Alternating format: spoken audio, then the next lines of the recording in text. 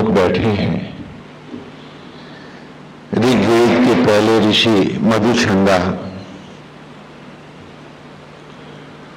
नारायण हरि गोविंद हरि। नारायण के सम्मुख है और भगवान के सामने वे अपने मार्ग का रहस्य स्पर्श कर रहे हैं। और मधुछंदा ने कहा है कि वो केवल राह बताएंगे ही नहीं, उस पर जाके भी दिखाएंगे कि वो ज्ञान को विज्ञान के स्तरों तक ले जाएंगे। ज्ञान कहते हैं, आप कब ज्ञानी हैं? जब आप कहते हैं आप किसी वस्तु को जानते हैं। लेकिन आप वैज्ञानिक कब हैं? When you have experimented it. ये दोनों में भेद है। इसलिए मानस में भी कहा, ज्ञानी से मोहि प्रिय विज्ञानी। वो जो केवल कथा को सुनते हैं और वे सोचते हैं कि वे जानते हैं, और वे यदि जानते भी हैं तो भी वो मुझे उतने प्रिय नहीं है जितना कि वो जो जानने के बाद चल करके उसको कर करके उसको प्रयोगात्मक रूप से जीवन में धारण करके और तब उसे समझता है। ज्ञानी से मोहि प्रिय विज्ञानी। गोविंद हरि हरि ओम नारायण हरि। गोविंद हरि।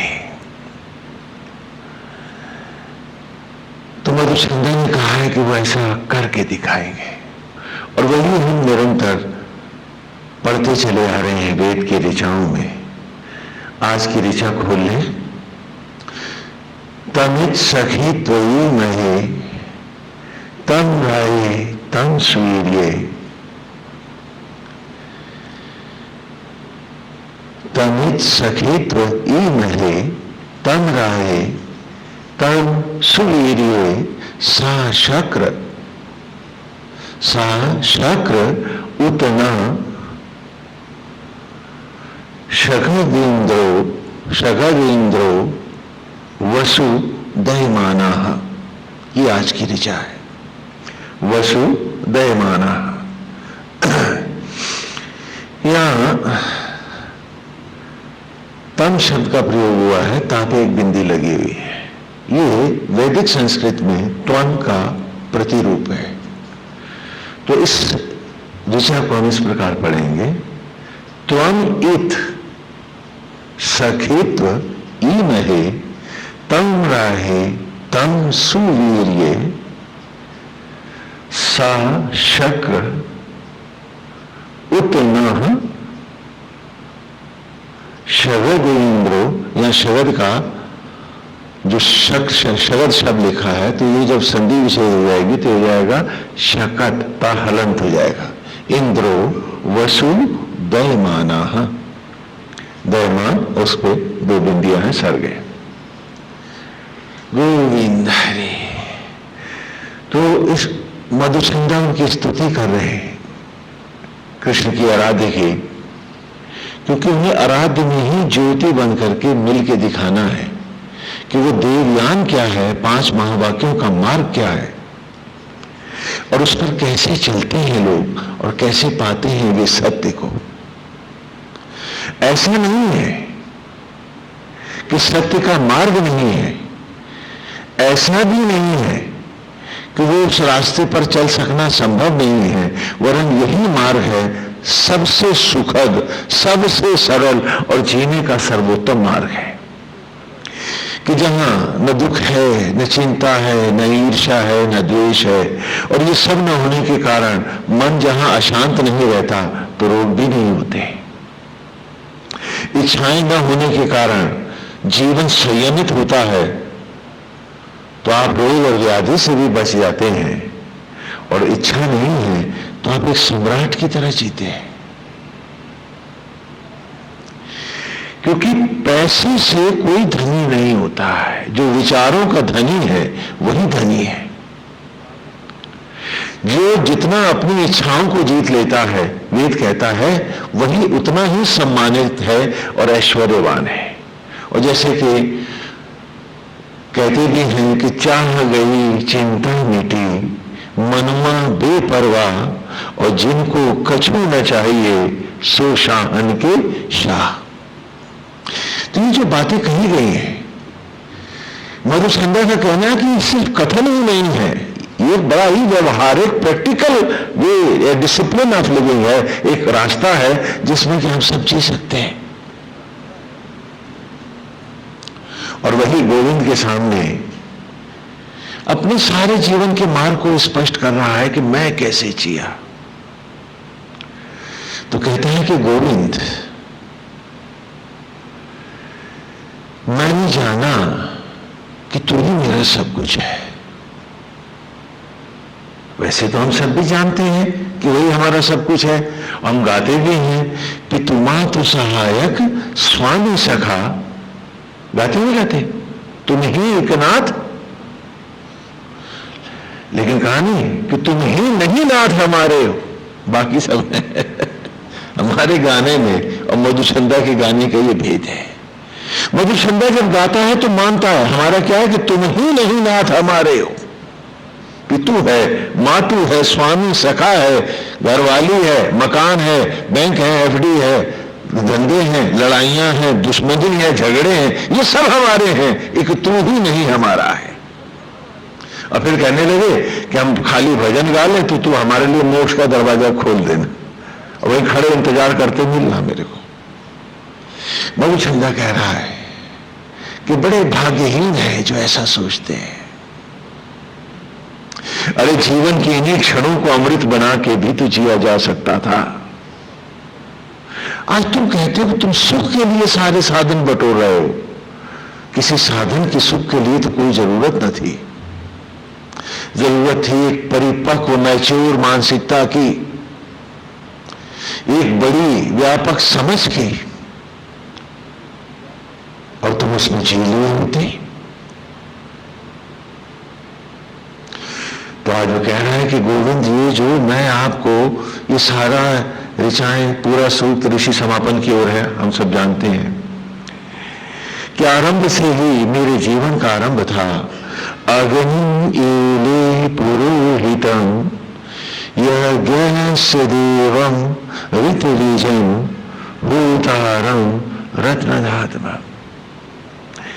कि मैंने माना अग्नियों का अधिपति, प्रलय का देवता महाशिव, पुरोहितम संपूर्ण सचराचर को तत्व रूप ज्ञान रूप प्रकट करने वाला परम पिता, परम ब्रह्म, और ऋतविजम उन्हीं बिंदुओं को जोड़ करके, कणों को जोड़ करके पुनः पुनः भस्मी को जीवंत खिलौनों में लौटाने वाला विष्णु तू ही है।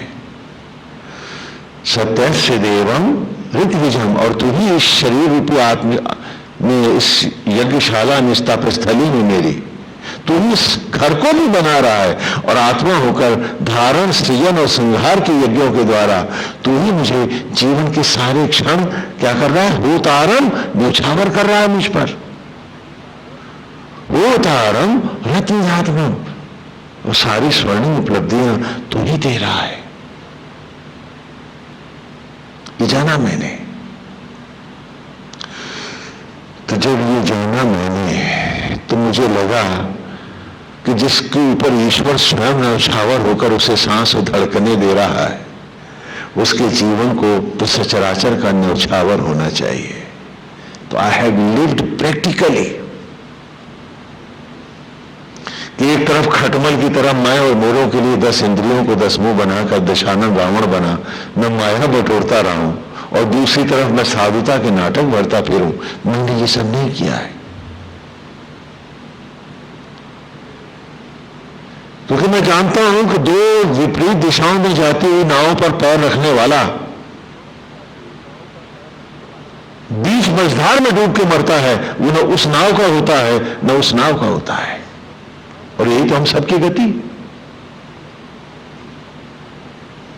यही तो हम सबका हाल है। जीना हम आसक्त जीवन चाहते हैं और मंत्रों से रगड़ करके भूत प्रेतों की तरह भगवान को बांध लेना चाहते हैं कि हमें बड़ी सिद्धि मिल जाएगी।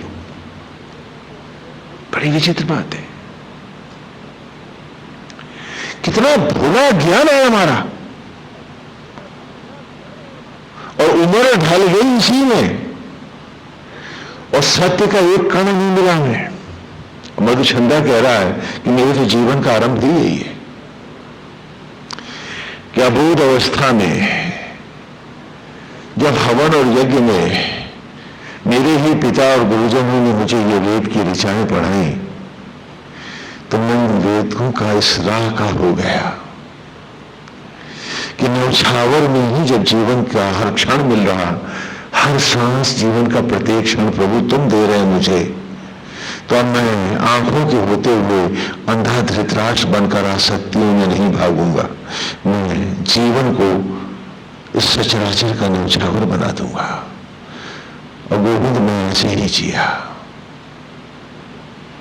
फिर मैं किसी एक घर का ना हुआ, मैं तो सारे सचराचर का हो गया। सीए राम मैं, हम सब गाते हैं, लेकिन सीए राम में सब जग जाने नहीं, सीए राम में अपना घर जाने। क्या बात है, गलत कह गए क्या? और पाना चाहते हैं परमेश्वर को जो सबका होकर आज भी सचराचर में घट घट वासी है, उसे पाना चाहते हैं रावण बन के। तो सिद्धि को तो जानकी की तरह हम अपहरण करना चाहते हैं ना, राम की तो हम है नहीं।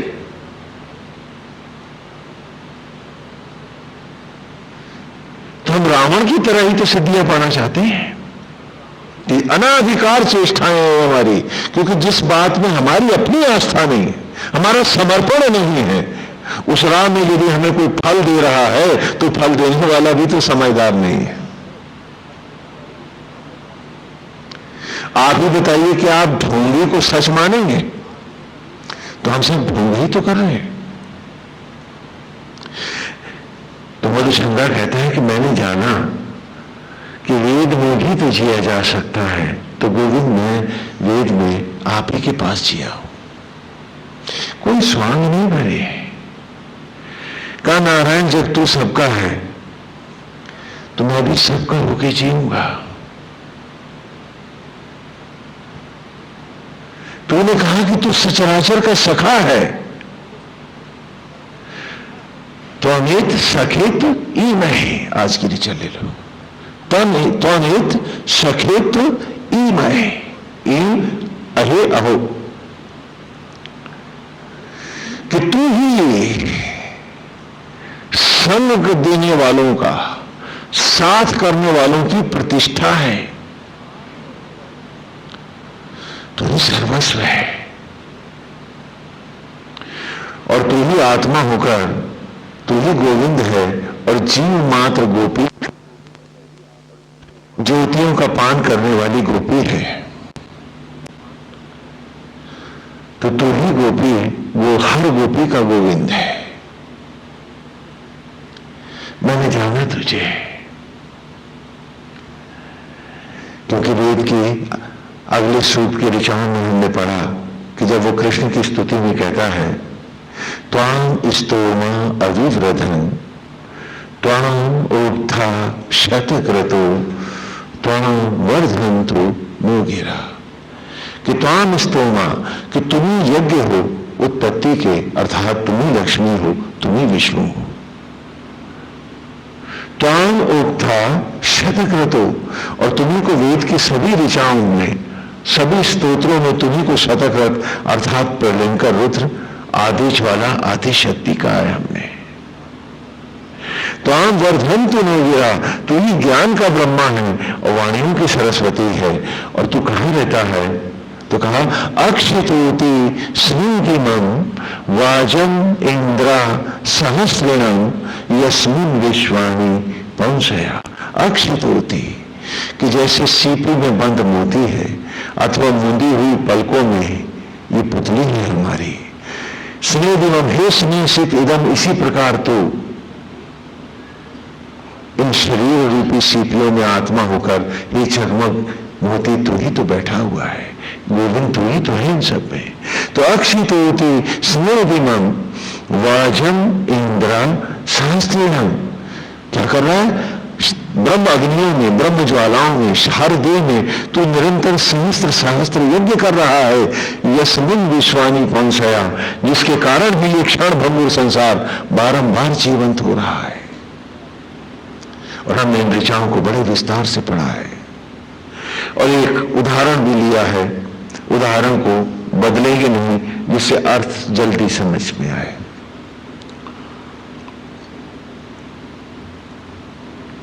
क्या आपने देखा कि हलवाई लड्डू बनाता है,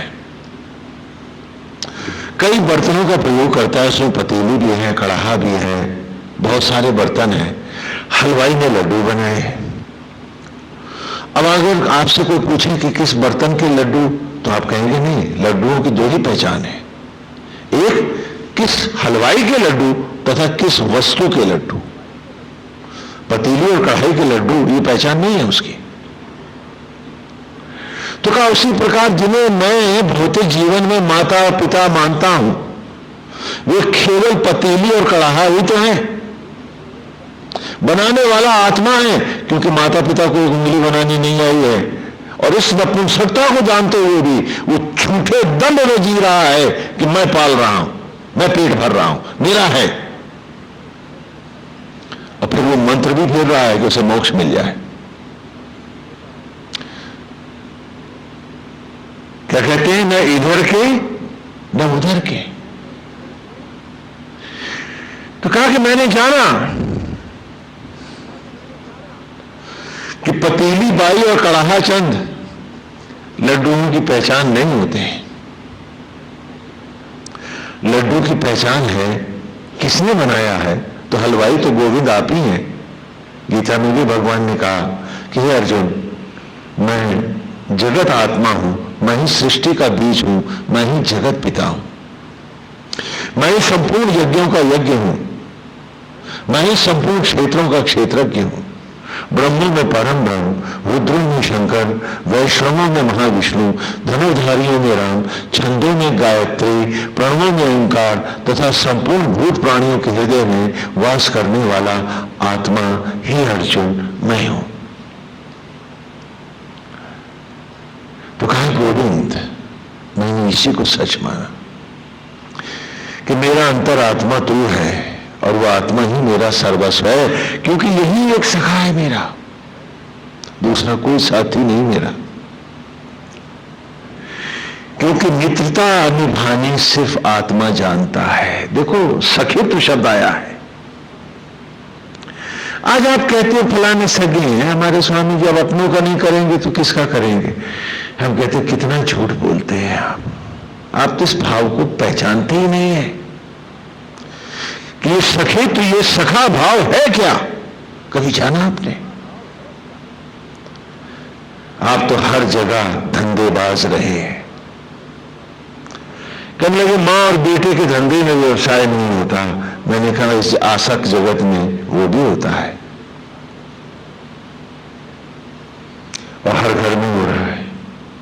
बहू आई तो अपने ऊपर आए शुरू हो जाते हैं, वो आते वो भी शुरू कर देती है और ये भी शुरू कर देती है। नहीं हो रहा क्या आप लोग हर घर में? कहां है वो आपका मातृत्व भाव जो बिना व्यवसाय का होता है? आज लड़का शराब पीने लगे और घर के बर्तन भांडे तक बेचने पे उतर आए, माँ बाप को मारने लगे, तो वो भी आसमान की तरफ हाथ उठा देते हैं कि नारायण बिना पूछ के ही भले हम, अब हटा इसे। लेकिन जरा उस आत्मा की बात करो, वो जो भीतर बैठा है तुम्हारे, उसकी बात करो। माला फेरने की जरूरत नहीं, उसे पहचानने की जरूरत है कि तुमने झूठ बोला, तुमने चोरी की, तुमने उसके बनाए सुंदर मंदिर का, इस महल का अपमान किया, मन चाहा तुमने दुष्प्रयोग किया, जो चाहा वो खाया, और फिर भी उसने सखा भाव नहीं छोड़ा। तेरी जूठन को बन के शबरी का राम खून में बदलता रहा और फिर भी दम्भी तुझे ईश्वर समझ में नहीं आया, सखा भाव न पढ़ पाया। तुमने उसके बनाए खिलौनों की हत्या करी, तूने जीवों को मारा और उनके सामने निर्ममता से मारता रहा। इसने उफ न की। उसने कहा कि जब तुझे सखा कहा है तो साथ पूरा दूंगा। वो हर सांस तुझे देता रहा, तेरी हर धड़कन में तेरा साथी बना रहा। उसने तेरी हत्याओं को भी नजरअंदाज किया कि तू अधर्म कर रहा है। तू जान, मैंने कहा था कि मैं तेरा सखा हूं तो सखा ही रहूंगा, तुझे सांस और धड़कन देता ही रहूंगा। और आज वो दे ना रहा होता तो हमने बताओ यहां कौन बैठा होता, कौन होता यहां पर। और उसने कोई मालाएं नहीं फेरी थी, उसने तो सेवा करके दिखाई थी और निरंतर दिखा रहा है। और हम हैं कि केवल मालाओं में ठग लेना चाहते हैं उसे, और इस एमेच्योर लेवल पर जी रहे हैं उस सुप्रीम लेवल को पाने के लिए जो परमेश्वर है। कितनी विचित्र बात है।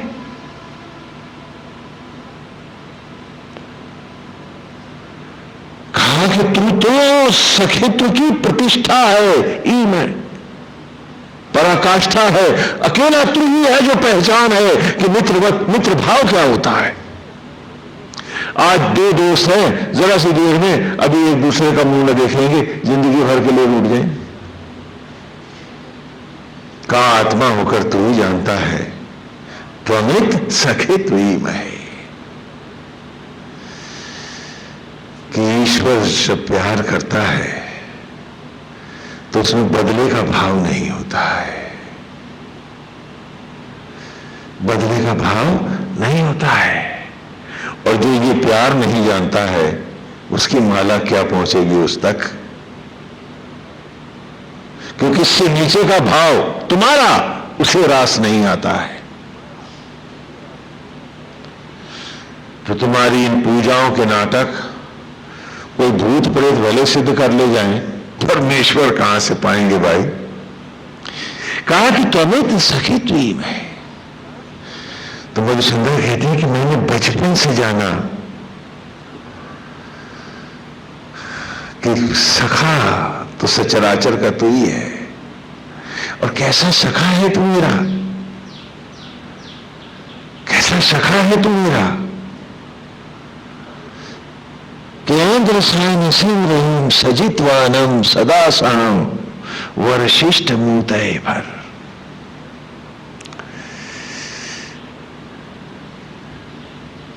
कि सजित्वानम, हर जय को तू दिलाने वाला है। आत्मा होकर तू ही मुझे मट्टी से इंसान के रूप में लाया, और आज भी तू ही भस्मियों को पेड़ों के गर्भ में यज्ञों के द्वारा अन्न में ढाल रहा है। और तू ही मेरा उस अन्न को मेरी देह में बन के शबरी का राम मेरे उस झूठे अन्न को ही यज्ञ करता हुआ उसे रक्त में, शक्ति और ऊर्जा में तू मुझे लौटा रहा है।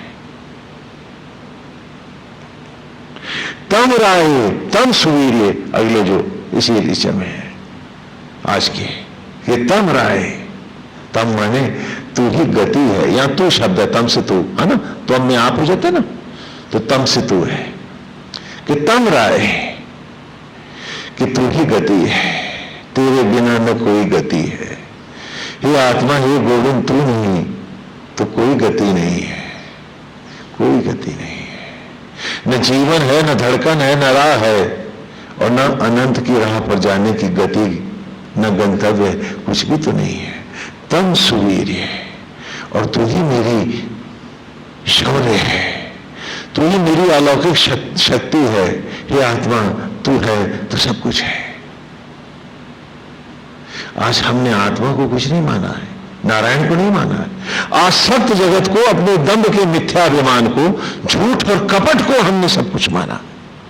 और हम चाहते हैं कि हम माला फेरे, और अल्लादीन के जादुई चिराग की तरह हमने माला रगड़ी और वो जिन प्रकट हो जाए, उसकी जगह यहां भगवान प्रकट हो जाए और हमसे कहें कि हुक्म मेरे आका। सिद्धि मिल गई ना? नहीं क्या? क्या बात है कि वो नपुंसक व्यक्ति जो तन का एक रोया नहीं बना सकता, भोजन से एक बूंद रक्त की अपनी पेट भर नहीं बना सकता, वो नपुंसक व्यक्ति मैं, हम सब हैं वो, जिसे वही पुंसकत्व प्रदान कर रहा है, वही मट्टी से अन्न और अन्न से बालक बना रहा है, वही हर घर में बच्चों की किलकारियों से सचराचर को भर रहा है, वो आत्मा। जो अकेला पुंसकत्व है, तन सूर्य। लेकिन हर नपुंसक को दम है कि मैंने पैदा किया है, मैं करता हूं।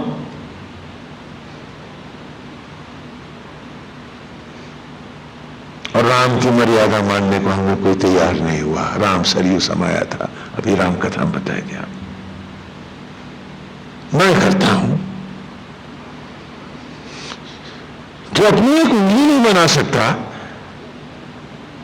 उसने कभी लौट के अपने आप से पूछा नहीं कि मूर्ख तूने बेटा बेटी बनाए कब? और आज भी उनके पेट में, भोजन को रथ में तू नहीं, वो बदल रहा है। लेकिन हम में हर एक को बड़ा दम्भ है, मेरा है, मैंने किया है। काश हम जान सकते, काश हम अपनी वस्तु स्थिति सत्य को पहचान पाते, तो पहली बार हम सत्संग करते। जो अपने सत्य को से ही अनभिज्ञ है, वो सत्संगी कैसे हो सकता है? दंभी सत्संगी नहीं होता।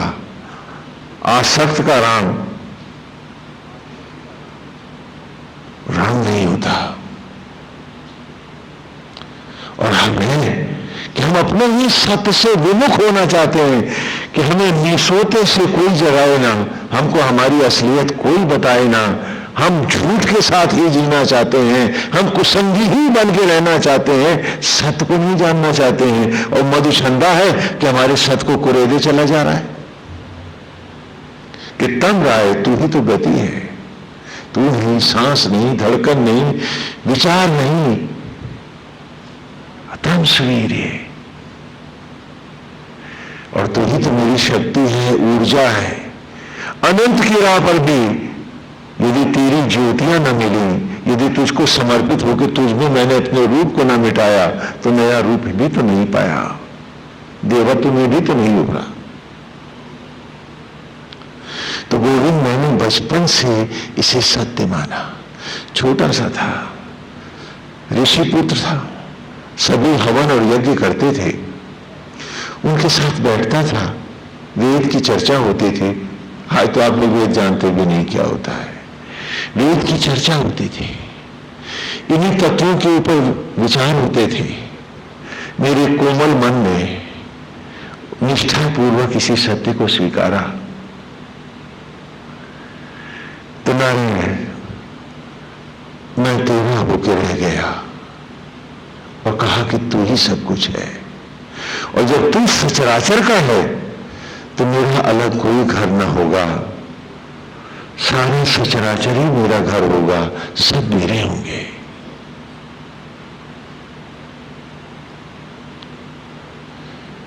मैं सभी को होके जीऊंगा। और नौछावर में मिली हैं सांसें, तो नौछावर में ही उसकी कुदरत को लौटा दूंगा। क्यों? क्योंकि लड्डुओं की दो ही पहचान है, अमुक हलवाई के और अमुक वस्तु। तो मुझको बनाने में तो पूरा सचराचर लगा है, एक मम्मी और पापा नहीं है, यहां पांचों तत्व लगे हैं।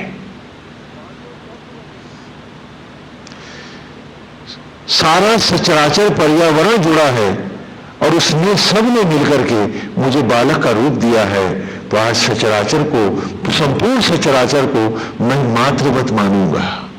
और हे आत्मा गोविंद, तू जगत पिता है, मेरा भी तू ही पिता होगा।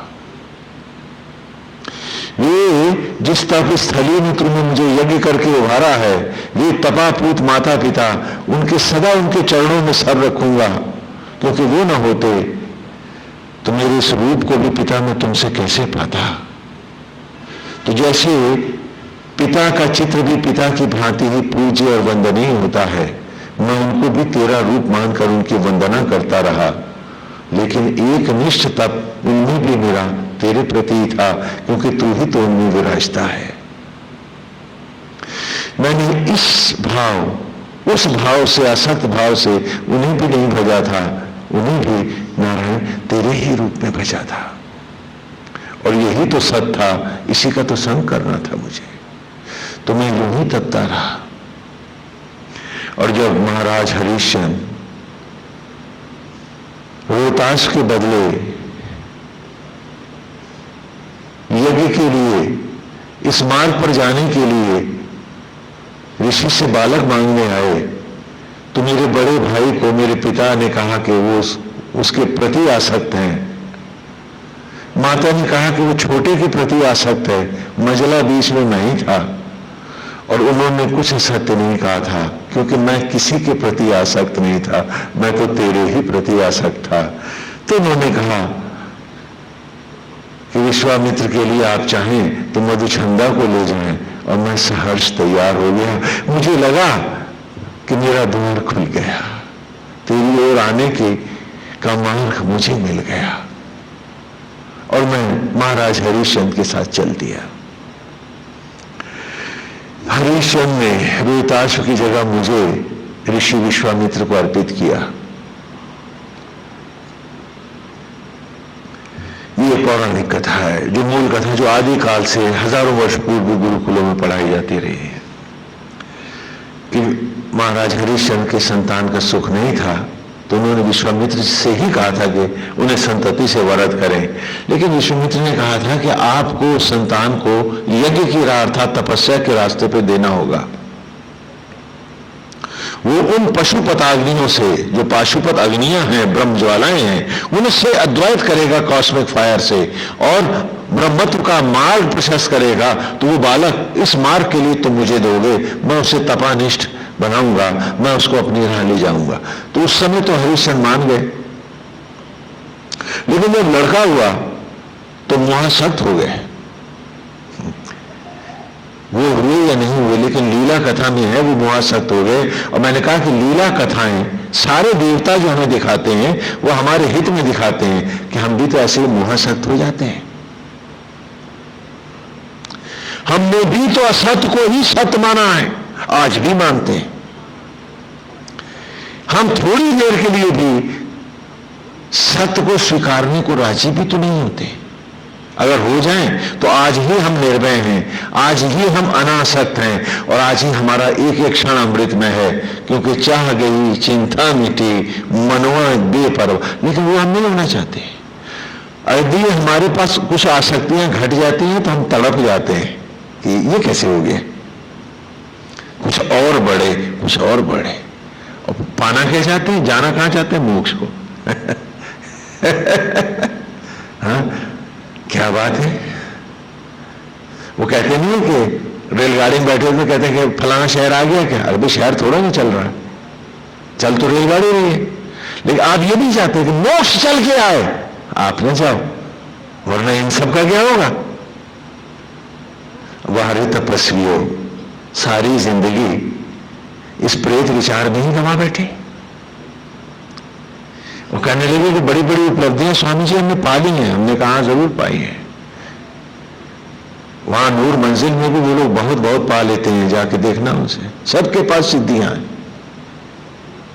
लखनऊ की बात बता रहे हैं, आज से कोई 30 बरस तो हुई है, ये 35 बरस पहले की बात।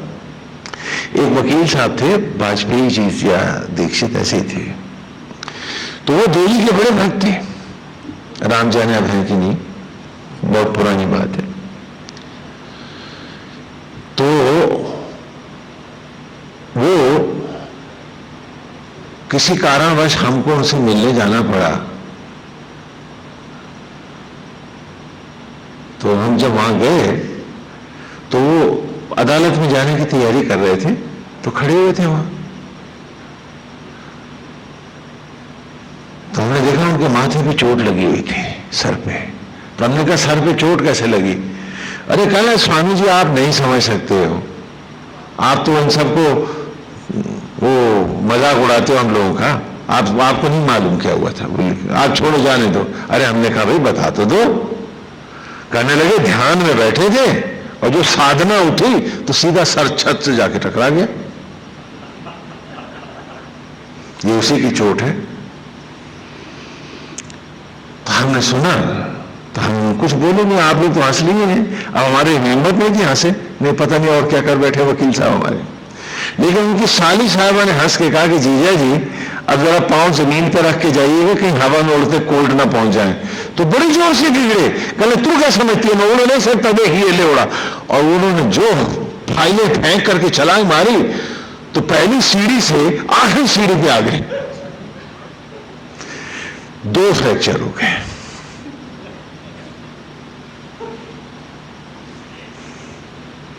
हुआ क्या था कि भाई बोतल पी के तांत्रिक साधना कर रहे थे, लुढ़क गए, सर फरस से लगा छत से आ टकराए, नूर मंजिल में भरे पड़े। अरे जो जिस रास्ते नहीं जा रहा, जिसका जिस मार्ग में कमिटमेंट ही नहीं है, उसे उपलब्धि मिल जाए। अब क्या वो ईश्वर को भी बता रहा है कि वो भी सिरफिरा हो गया है? ये सिरफिरापन हमारा अपना ही है। 6 महीने रहे वो अस्पताल में, ऐसी बढ़िया हड्डियां तोड़ी उन्होंने, 3 बार प्लास्टर चढ़े होंगे, बार बार पता नहीं क्या गड़बड़ी हो जाती थी, देवी माँ राजी नहीं थी शायद। नारायण हरि गोविंद हरि, इसे समझने की कोशिश करो। हमने आपको एक पूर्ण जागृत अवस्था में एक बहुत ही परिपक्व मैच्योर मेंटल लेवल के साथ जीने की बात कही है, न कि अनमेच्योर लेवल पर बौनी हरकतें करने के लिए हमने आपको एक पूरा सत्संग का रास्ता दिया है।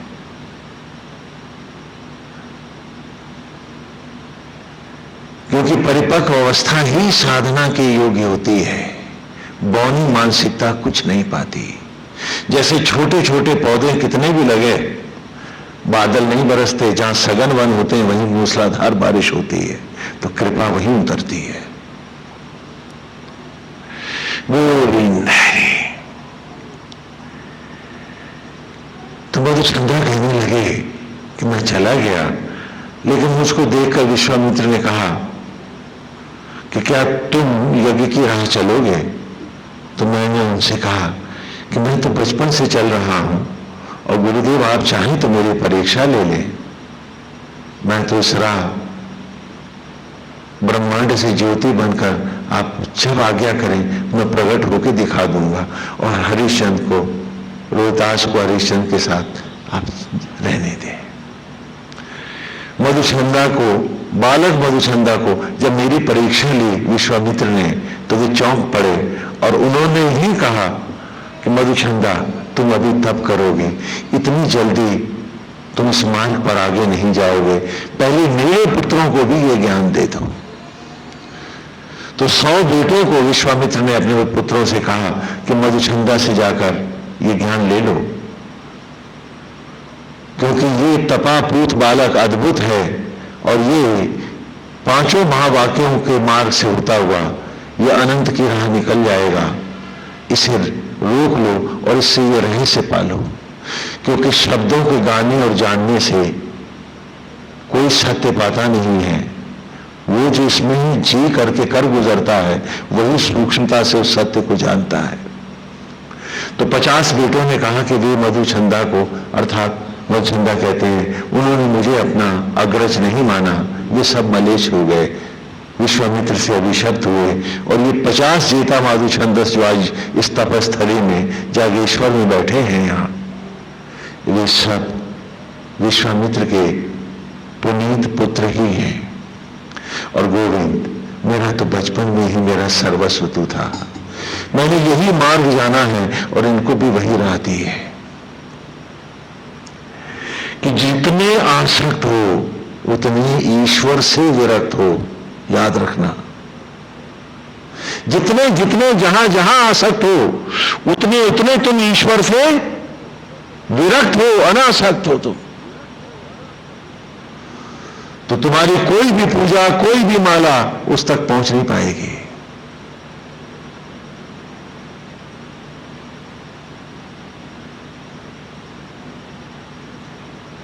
तुम उस तक कैसे पहुंचोगे? तुम्हारी आवाज भी उसे छू ना पाएगी, भले वो भीतर है तुम्हारे, लेकिन जैसे तुमने उसे नकारा है वो भी मौन है। उसको पाने के लिए कोई तंत्रों की, नाटकों की जरूरत नहीं थी, जरूरत थी एक सच्चे समर्पण की, अंतिम अर्पण की। और वो हम कैसे दे सकते थे, क्योंकि हम तो जगह जगह अपने आप को अर्पित किए बैठे हैं। तो हमारा आसक्त जगत ही तो मेरे और उसके बीच में अवरोध बना है, और इसी को सारे संतों ने माया कहा है।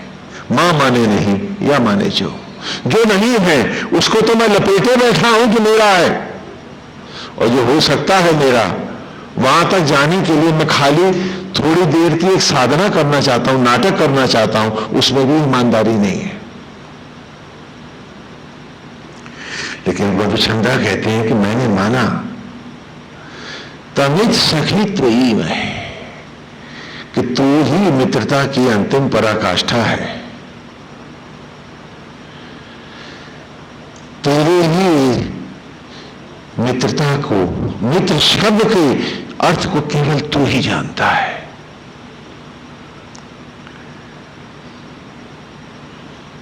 आसक्त जगत में कोई मित्र शब्द का पहचान को पहचानता भी नहीं है, कि तू चोर को, हत्यारे को, लुटेरे को, डाकू को, सभी को सांसें देता है। गोविंद हरि, जो भी तुझसे जो कुछ चाहता है वो पाता है। उसे लगता है कि वो अपने कर्म कौशल से लाया है, नहीं जानता है तम सुवीर्य,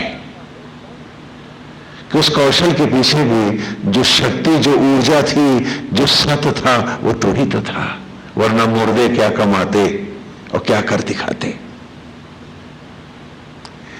लेकिन हर दंभी को यही परिचय था कि वो करता है। इसी को लीला कथाओं में हमने दिखाया कि भरत कोई अलग बात नहीं कर रहा, भरत तो आपको सत्य दिखा रहा है।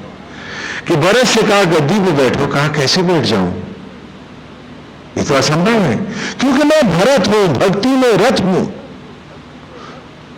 और भक्ति में रथ भरत किसी भी सम्मान को स्वयं नहीं लेता, क्योंकि वो सत्य रूप में जानता है कि वो किसी भी सम्मान का अधिकारी नहीं है, वो तो निमित्त है, करता धरता तो आत्मन श्री राम है। तो मैं गद्दी पे कैसे बैठ जाऊं? एक आसक्त गद्दी पे बैठ सकता है, थोड़े सम्मान में भाग सकता है, जो भक्त है वो गद्दी पे कैसे बैठेगा? प्रत्येक कार्य को वो नारायण को ही तो अर्पित करेगा कि उन्हीं की कृपा से हुआ है, मैं तो निमित्त हूं। आप कह सकते हो, मानते नहीं हो, जो माने वो भक्त है। तो भरत गद्दी में बैठ नहीं सकता, क्योंकि जो भक्ति में रत है, भक्ति में रत भरत तो सत्यनिष्ठ होगा, तो ये भी तो जानता है ना कि तम सुवीर्य,